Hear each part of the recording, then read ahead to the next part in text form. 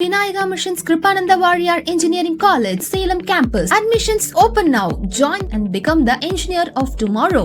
தமிழகத்தில் சார் பதிவாளர் அலுவலகங்களில் பத்திரப்பதிவுக்காக செல்லும் மக்களிடம் லஞ்சம் கேட்கும் நடைமுறை நீண்ட நாட்களாக இருக்கிறது. இதை தடுக்க கடந்த ஆட்சியில் லஞ்ச ஒழிப்புத்துறை மட்டுமல்லாது உயரதிகாரிகளும் அடிக்கடி சோதனை மேற்கொண்டனர். பலர் பிடிபட்டனர்.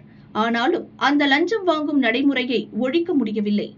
ஆட்சி மாற்றம் ஏற்பட்ட பின் சார் பதிவாளர் அலுவலகங்களில் பொதுமக்களுக்கு எவ்வித தொந்தரவும் இருக்கக்கூடாது, பதிவுக்காக வரும் பொதுமக்களை மரியாதையாக நடத்த வேண்டும் என அறிவுறுத்தல்கள் வழங்கப்பட்டுள்ளன.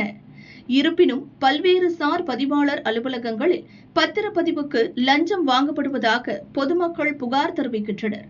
சில இடங்களில் சரியாக இருக்கும் பத்திரங்களை கூட பணம் தராததால் சார் பதிவாளர்கள் பதிவுக்கு ஏற்க மறுப்பதாகவும் தகவல்கள் வெளியாகின.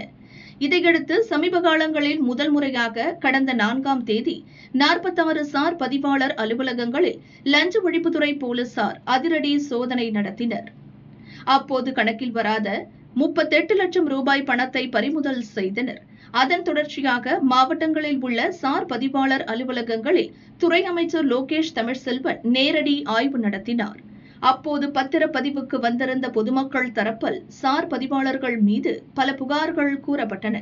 பெரும்பாலான இடங்களில் தங்களுக்கு வேண்டிய உதவியாளர்களை பொறுப்பு சார் பதிவாளர்களாக நியமித்து மாவட்ட பதிவாளர்கள் வசூல் வேட்டை நடத்துவது குறித்தும் அப்போது அமைச்சரின் கவனத்திற்கு கொண்டுவரப்பட்டது. இந்நிலையில் பதிவுத்துறை பணிகள் குறித்த ஆய்வுக் கூட்டம் சென்னையில் அமைச்சர் லோகேஷ் தமிழ்செல்வன் தலைமையில் நடந்தது.